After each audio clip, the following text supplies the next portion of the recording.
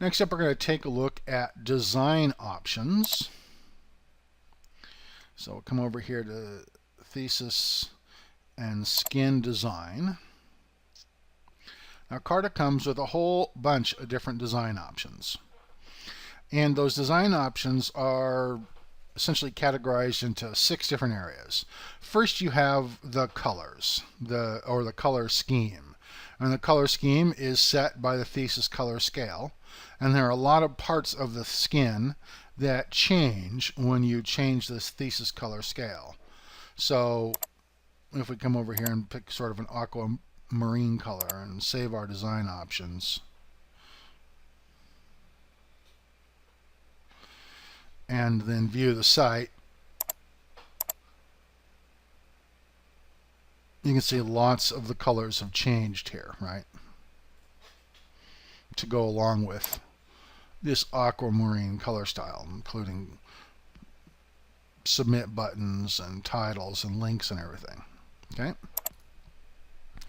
So that's one place. And of course, you can always just come in here and change colors, right? You could decide that you can either pick a color from here, or you can pick a color from the complementary colors, sort of we'll pick a pinkish color for this and see what it looks like. Or you can just enter your own hexadecimal colors there. So there's what that pink color looks like against the green.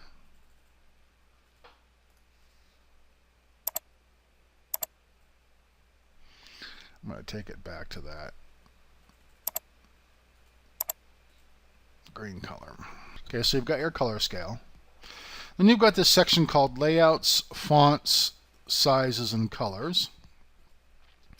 And this essentially manages most of the font sizes and then submit buttons and then some padding. So for example, the primary font size is set here. It's set by default as Arial and 16 pixels. The headlines, you can choose a font size, and a text color. The site title, you can choose a font size, a text color, and then because the site title is often a link, you can choose a hover color, and then the font weight, and the font style, and the font variant, and text align, and letter spacing. So you have more choices for site title. Similarly with the tagline, you have a bunch of other choices for the tagline besides just font size, font family, font size, and font color. And you can do that for the primary font for your typical headline, site tagline, site title. The secondary font, which is the fonts that are used in the meta sections. Subheadlines, which are your H2s. Subheadlines, which are H3s and below. And then you have some specialty stuff like block quotes and different code formatting and that kind of stuff. You also have control over your submit buttons. And so that means you can choose font and font weight and so on. You can change the padding around the submit buttons. You can change the text color and the background color both in link and in hover state. So you have quite a bit of control over those submit buttons, although those things are automatically set with the color scale at the moment. And then you have things like this typical padding. Now, the typical padding is set based on Chris's golden ratio typography, and that is based on the font family and the font size. And so in this case, the typical font size is 16 pixels. The typical font family is Arial, which means that by his calculation, the typical padding amount is 26 pixels. You can change this typical padding amount if you wish, and either increase it or decrease it. And that will have effect on the dimensions of everything on the site, because it will increase padding all over the place. But you are welcome to modify it by simply changing the typical padding. And then we also have the opportunity to change the padding in our one column header, padding and content alignment in our one column header, and also the same thing is true for the left and right columns of our two column header. So you can use those things to sort of manage where stuff lays out inside of the header. So that's your layout, font sizes and colors. The next step are your widget areas. Now you have a number of choices here in your widget areas.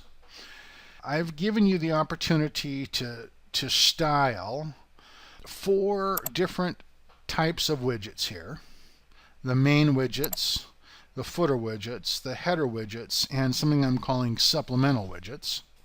So you have 4 different types of widget styles you can create, plus each of those widget styles has 3 different areas. So it's got the main widget text, or it's got widget text, widget links, and widget headings. So widget text is essentially font family, font size, and font color. Widget links, again, is link color, link decoration, hover color, and hover decoration.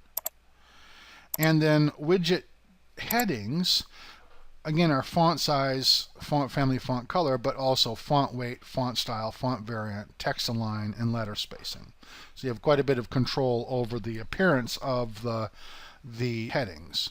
Now, something to note is that unless, well, all the styles that you make for the main sidebar widget links are going to apply to all of your widget areas unless you change them, right? Unless you change, in other words, the style that you apply to your main sidebar is also going to apply to your footer sidebar or your footer widgets and your header widgets and your supplemental widgets unless you make a specific change to the footer widgets or header widgets or supplemental widgets, right? So this is the most generic widget style. Any widget area is going to get this set of styles, okay, unless you specify otherwise. Now, this set of styles is specifically designed to style this sidebar, right? Your main sidebar here. I'm going to zoom out again.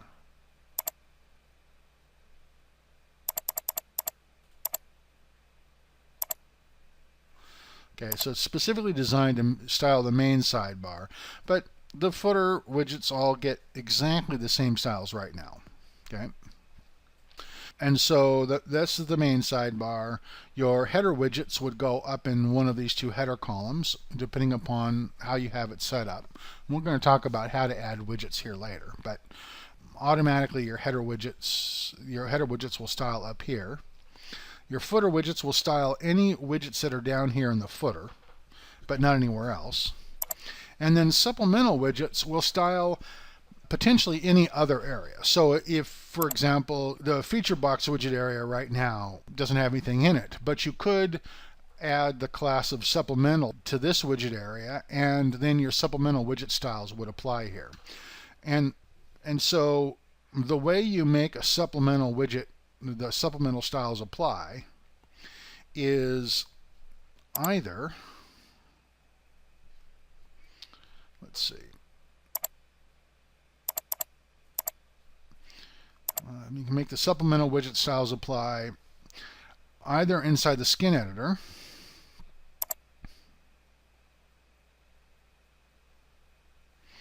and we'll do this in the feature box. So we'll come to the front page, and we'll come down to the feature box and open up the feature box widget area. And if we wanted the supplemental style to apply to this, we would type space and then supplemental, supplemental.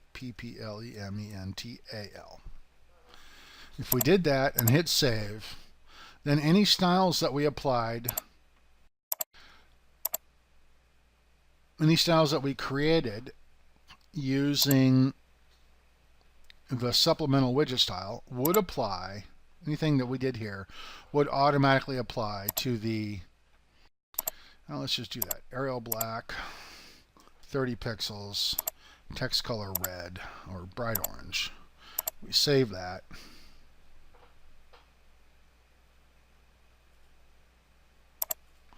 Because we put the word supplemental in there, it's changed all of this, right? As soon as we take the word supplemental out of that, as soon as we take the class supplemental out of this feature box, that style no longer applies to it.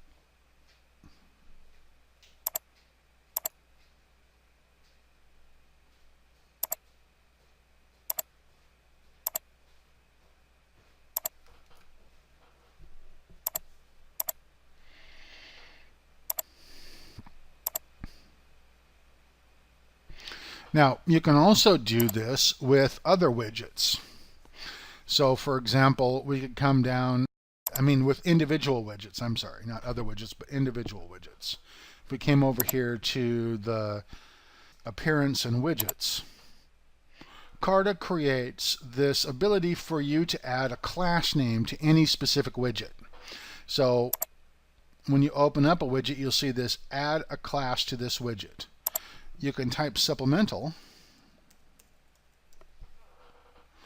to that and save it.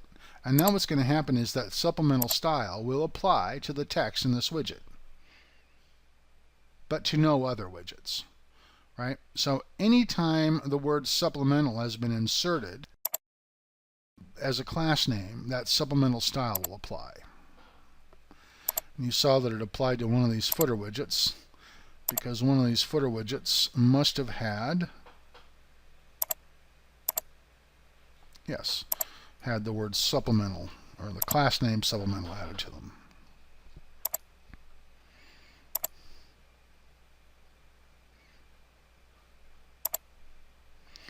Okay. So there's tons of stuff you can do. Tons of ways in which you can make this stuff or vary your widget styles to the extent that you need to or want to.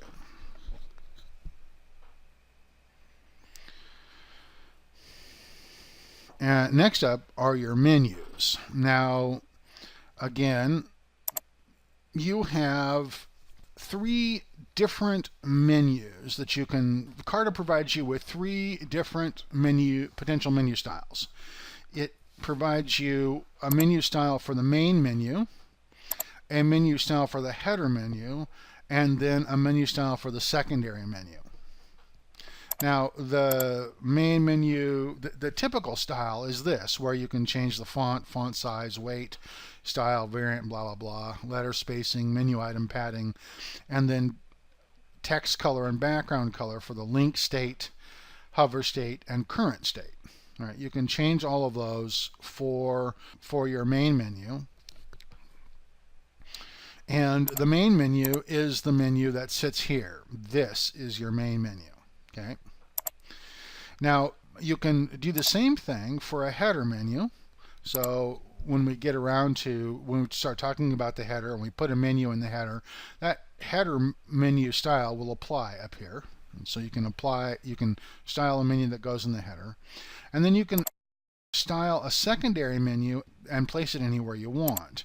So the secondary menu styles are going to apply. Well, first off, I've created a secondary menu box for you. So we come over to the skin editor for a second. There is a secondary menu box here that you can just drag into place, and it has the appropriate class added to it. Although you can also just do this yourself by creating a new nav menu and then putting the word secondary either before or after the class of menu. So it's secondary space menu or menu space secondary. Very much the same way as that supplemental widget style works. Just add secondary to it, and then the secondary menu styles will apply to this menu. Okay. Now, the main menu is a very special menu, and it gives you have a whole bunch of things you can style on the main menu that do not exist either for the secondary menu or the header menu. And the main menu allows you to style the submenu separately from the main menu. So you can have one style that applies to the overall menu and one style that applies to the drop-down part of the menu. And you also have the ability there are supplemental styles for the main menu and the submenu. So for example, this is where you might use a background image. You can specify the width of the menu item. You can specify some left or right margin for each menu item. You can give it a background image and a background image position. And you can give each menu item a border style and a border width and color and radius and drop shadow and you know, that sort of thing. I mean, you've got quite a bit of control over what each individual menu item on the main menu is like, and you can do that for the link style, for the hover, let's see, for the link, for the hover, and for the current state. And you can do that for the main menu and for the submenu.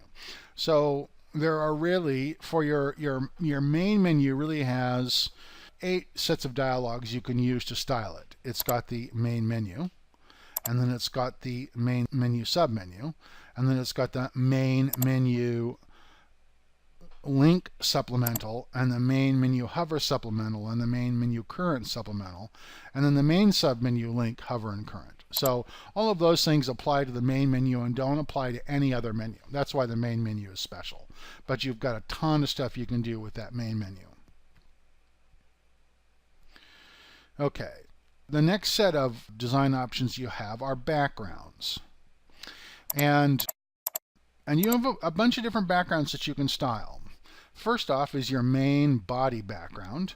And the main body background is this part back over here. You know, it's the section of the page that is off of the page, that surrounds the page. If we zoom out here for just a moment again,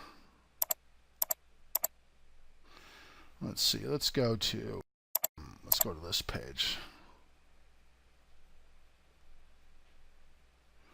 Yeah, and zoom out just a little bit more. Okay. This is the body and the body background. Okay. And to the extent that you need help figuring that out, that's what the CSS cheat sheet is for. Right? If you come over here and take a look at the color scheme section, you can see where each of the elements of the color scheme are applied. And then you can see where all these different design elements are applied. Right? And if you come over to backgrounds, right, we just looked at font sizes and colors, right? And here's where the font sizes, here's where each of these font size options affects something. And we did the same thing for widget styles and menu styles and now backgrounds. And so the main background is the thing that fills the entire browser window. The main background wrap is the main wrapper for the page. And let's see.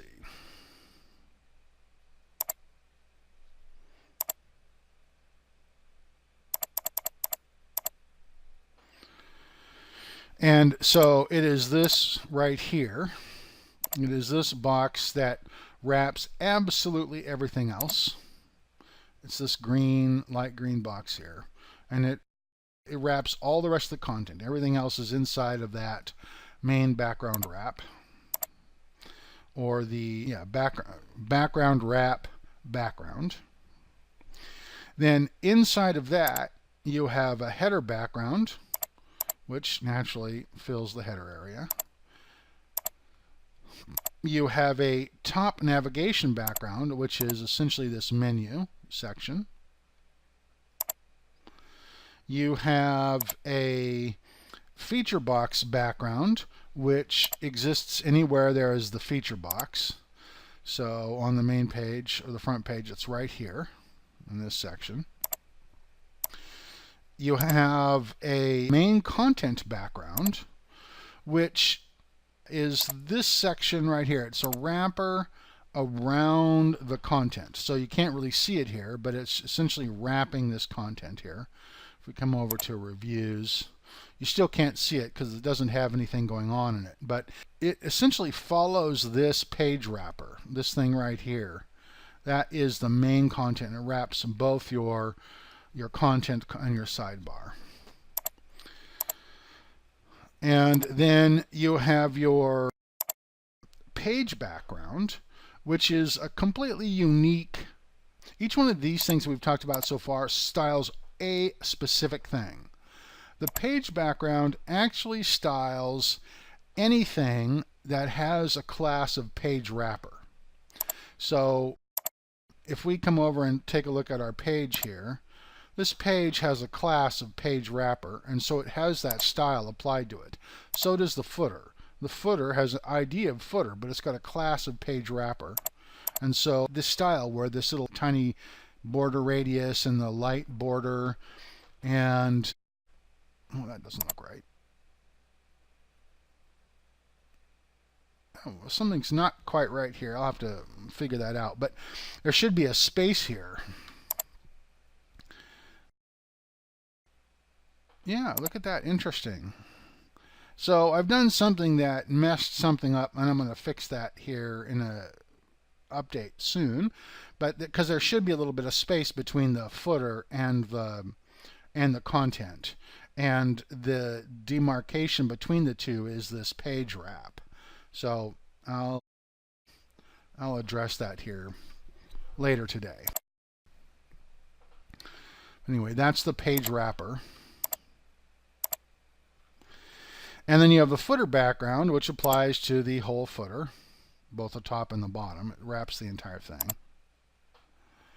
And then we have something called Style 4 background and Style 5 background.